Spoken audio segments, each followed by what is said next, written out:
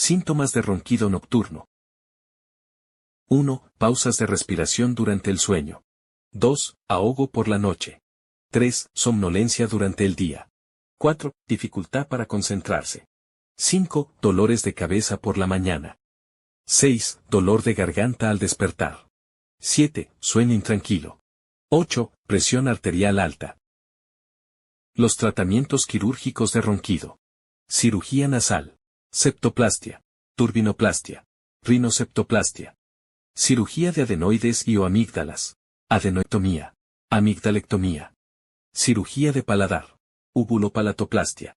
Cirugía de base de lengua. Especialistas en oídos, nariz y garganta. Teléfonos, 2435-790, o 0998-124-910. Otorrinoquito.com. Nosotros le podemos